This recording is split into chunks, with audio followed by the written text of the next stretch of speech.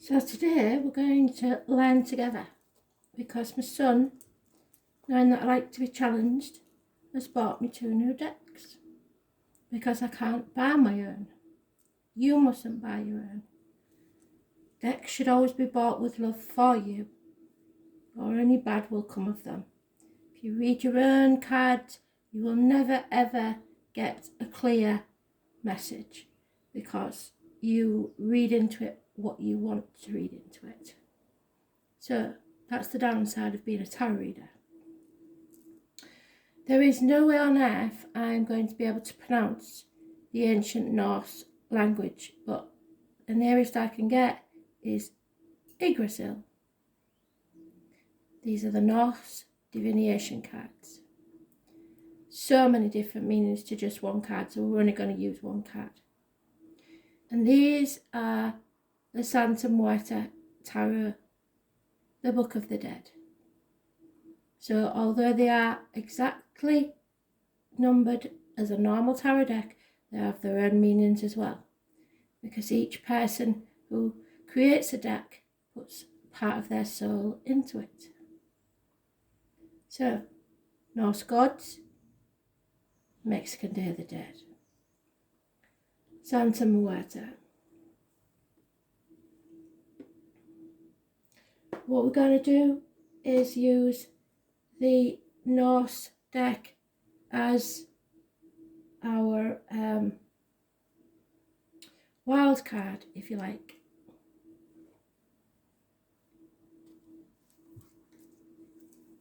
There are more than in a normal tarot deck, and they are not to be read reversed. There is no reversed meaning to these cards. There's nothing to stop you reading the reversals, but I never tend to do that when there is no meaning for them. So, one card, Spirit. In fact, no. Spirit is saying 3 cards. The past, the present and the future. So that's what we'll do. 1,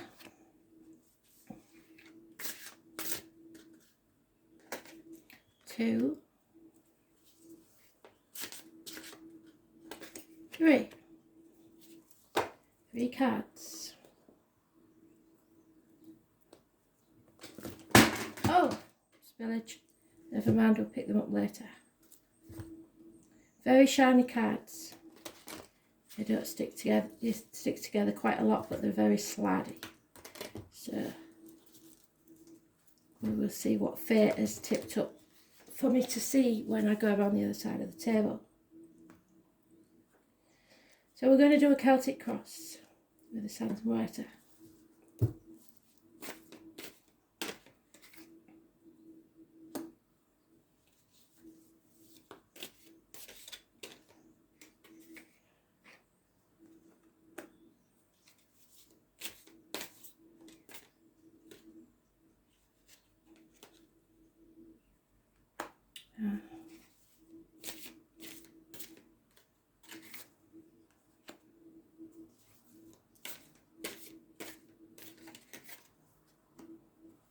Beautiful cards.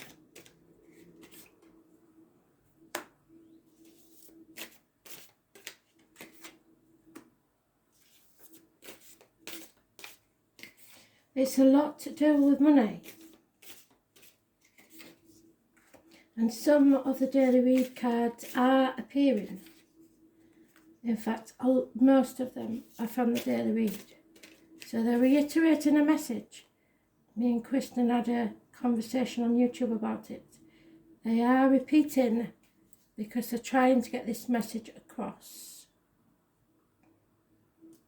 Yeah, it's about acceptance, because at the bottom of the deck we have the 4 of Cups.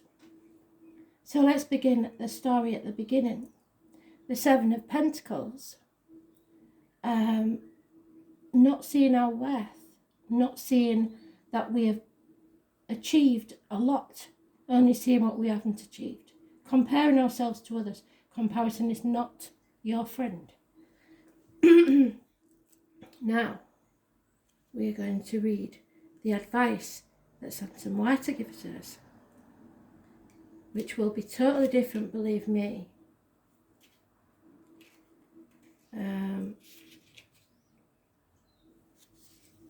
So Santa Muerta says, stay calm and reflect before acting. With careful movement, your well-being and your earnings will be continued without problems. But this is reversed. So you believe that you haven't enough earnings and that there will be many problems. The Hermit, again, is Virgo energy. It's the lockdown card. It's hospital doors, your gut instinct, following your own true path. Being reclusive is just a natural meaning, but the Hermit has many other meanings, and most of them are travel within or without. So you need to take the necessary actions, evaluating what you need to renounce or what you should remove from yourself in order to leave a situation that is placing you in difficulty. So just as the Buddha card does, it's walking away from what no longer serves you. This is crossed by the Magician card, which means that you are manifesting, and if you manifest negative energy, all that you receive is negative. So do not waste time, act. You can trust your own abilities without delay, but carefully evaluate where you aim your potential and the object of your choices. So you must stay positive and know that you are manifesting your own reality, but this is an obstacle to overcome, so it's something that you are finding difficult. Ten of Cups is what cannot be changed. A family problem, something at the heart of your emotional bliss is wrong. So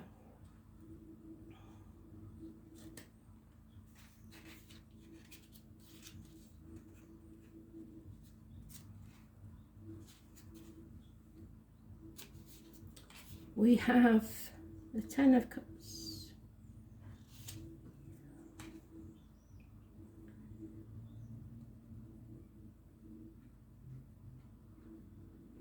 Fear is, and taking advantage will cause you loss. Someone is taking your emotional stability away from you. The root of the problems is something new, fresh started, that will blossom. The chance of something new that will blossom.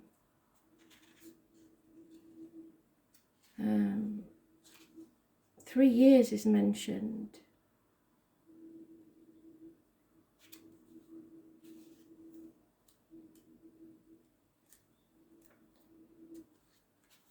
So it is the 3.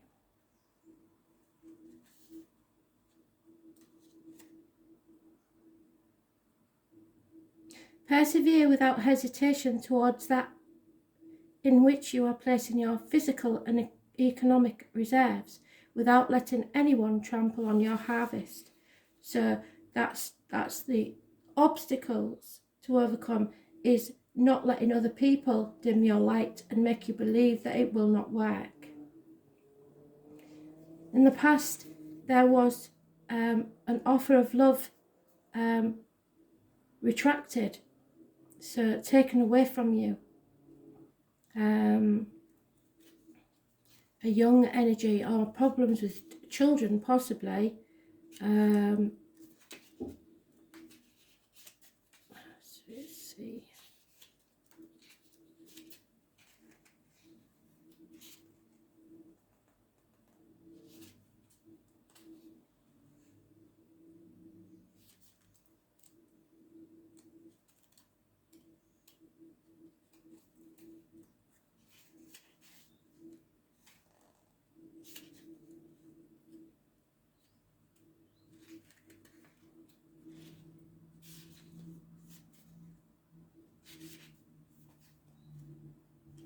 Swords. Must be at the beginning of the chalices. There we are. So, this in the past is lack of dedication to what you want to achieve. They're taking too long to arrive. So someone's made you wait too long. It may have all been an illusion in the past. There was no reciprocity. Means that there was no give and take in the situation. It was all one-sided.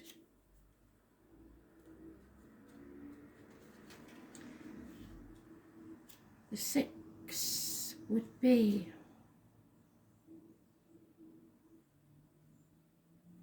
yeah, you've taken too long, you've been too slow, you haven't put enough effort in, and you haven't been focused on the present, you've been planning for the future too much. The star would bring the elephant in the room that we had in the daily read, where you have to face it to achieve hope, healing and freedom. So 17 is massively important here in a positive way. This morning it was negative. You are travelling the right path, therefore do not give up hope. Continue once you have completely focused on your objectives to channel your energy towards this, remembering the more you give, the more you will receive in exchange, which is what it's been saying, isn't it? You aren't giving out enough to get back what you desire. In your love life, this is a growth situation. Again, a card that we had in the daily, the Empress.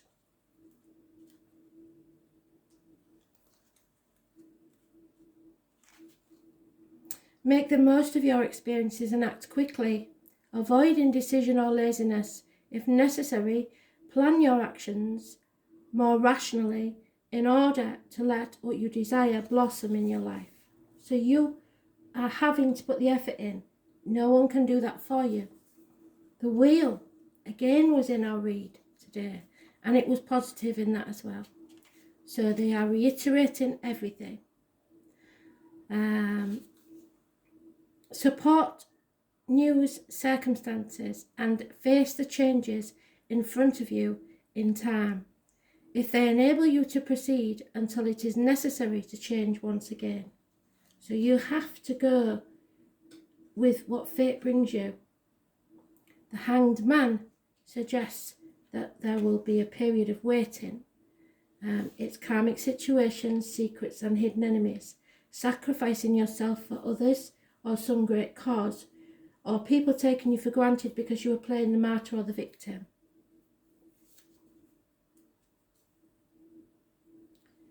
The advice is this is a time to slow down and to understand from a new perspective what you think more about or what you sacrifice, with the aim of attaining profound changes. So for these changes, you have to think very carefully of what you're willing to sacrifice, because you gain nothing without sacrifice. You have to make space for the new to enter your life. So again, we've got Pisces, we've got Aquarius energy, Scorpio energy, Virgo energy. It is a lot about finances and career, but there is some issue with love in the past and the future.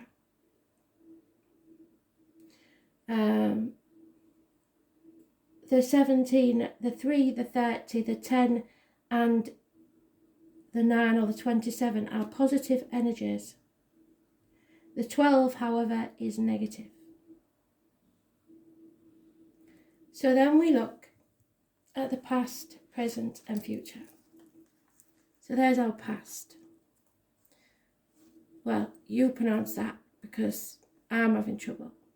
It is the Temperance card, which we have had today already.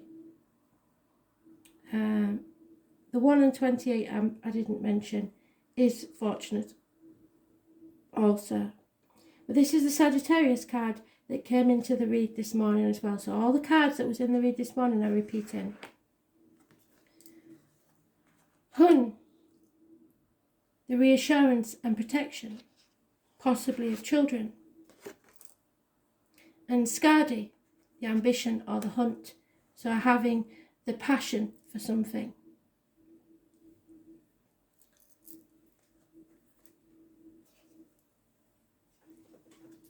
So in the past, you had to overcome an addiction. The 9 realms in the this deck. So we have to find which realm she's in.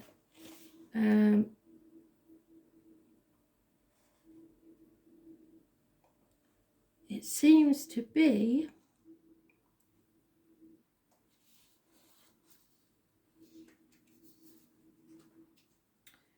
the 6th realm, the world of ice in the north.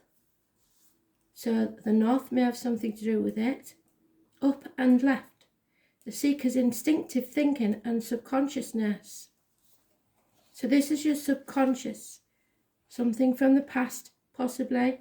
The 6th realm, so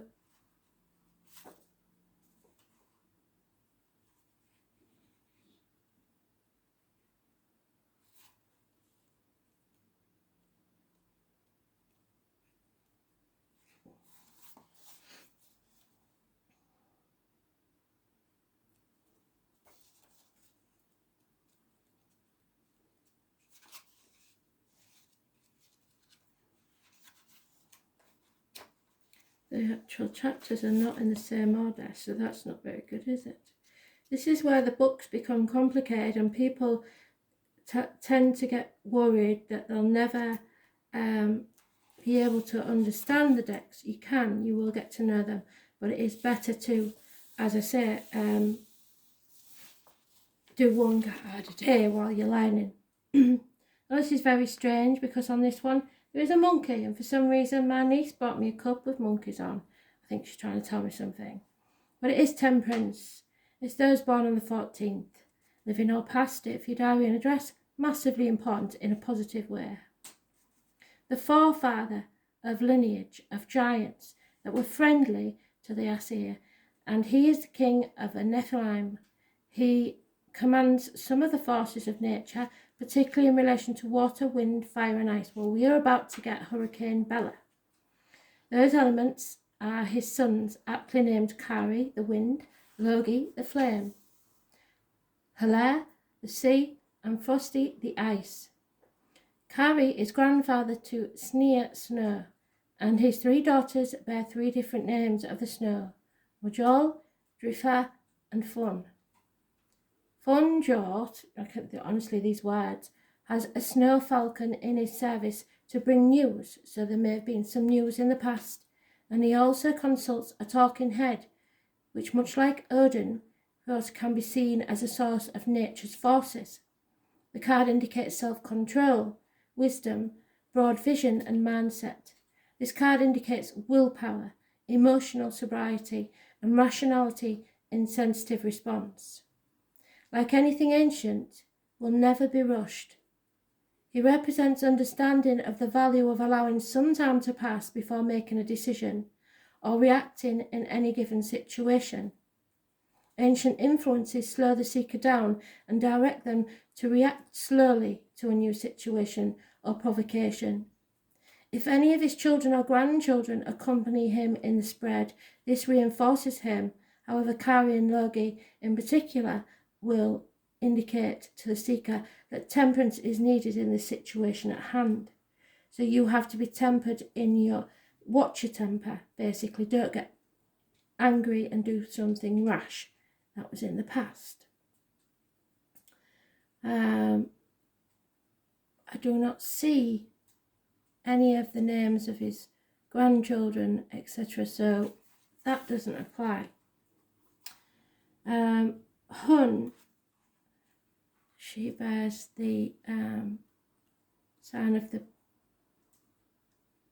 But, so, she is the Midgardor. Where is Midgardor? There it is. So Hun, to me, would be, my granny used to call the Germans the Hun. It's reassurance and protection. So Spirit trying to reassure you and protect you at this time. This is the goddess to whom Frigg had entrusted the task of protecting humanity. She is the protective goddess, and sometimes she is seen as a personification of female protective instincts. Some texts say this is another name for Frigg, and some say that they might be sisters. So your sister could be important.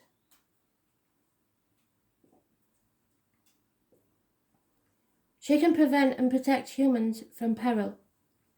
She can give counsel to humans by entering their dreams. So your dreams will be massively important. You must write them down. Now, I had definitely had some very strange dreams last night. She is able to restore sanity and a level of calmness where needed, and lead humans on a composed and suitable path if they have strayed or become lost, which this card suggests we have. They may be lost in their own life, thoughts or emotions. It's a goddess to call on when reassurance is needed. When Frigg accompanies Helm in a spread, the reassurance will trump almost any other cards in the spread. Well, she doesn't, but it's nice to know she's there. Together they bring peace and relief from worry in almost any situation. So they're telling you not to worry. Skada is again on the 6th realm.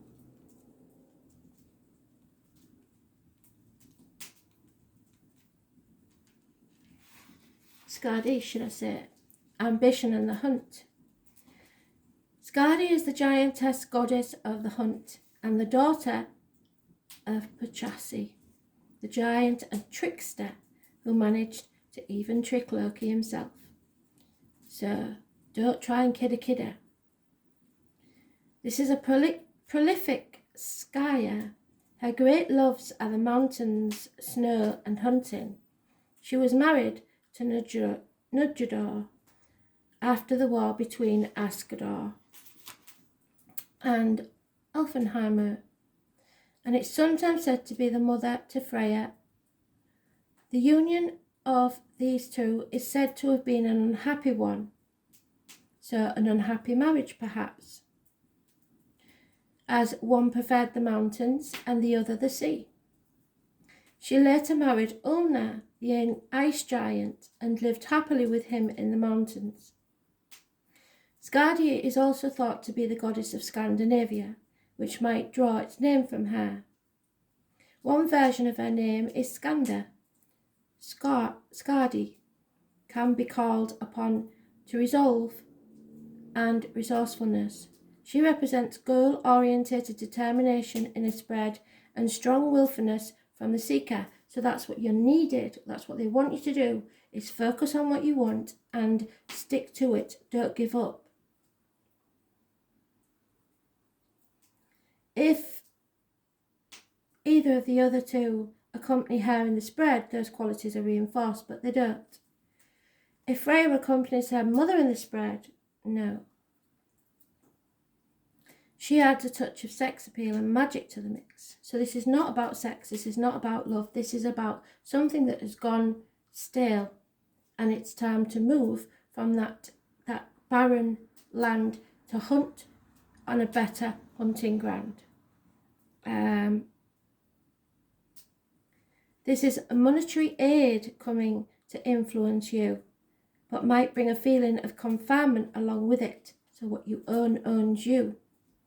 If the seeker is starting an endeavour in a competitive environment or a competition of any sort, she is a good reinforcement to be called upon.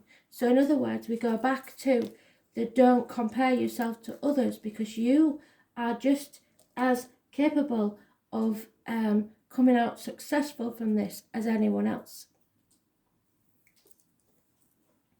So just to give us a little bit of balance, we will go to some that we know, which is the Wildwood Tarot, and we'll do 3 for that. But these cards have all been in the daily read. So Spirit are really trying to reiterate something to you. You are not here to compare yourself to others. You have to focus on what you want, regardless of how others will take that, and move forward towards it, because what you've been working on is not working. So it calls for a major overhaul, yes. A new beginning, thank you, Spirit. A gift Spirit is giving you that in 1 year will pay off. Something new is there for you to take. A new home, a new business, a new career. It will pay off within a year. The Wren, they keep giving us. Communication is massively important. If you see the Wren in the snow, you will know that's your message from Spirit. So, also, because my granny used to call him Jenny, if you know Jenny in Spirit, this is possibly a message from her. This brings clarity, success, cutting through the bullshit and getting to the point. Because with the 7 of Bows, you shouldn't have to defend yourself in any situation.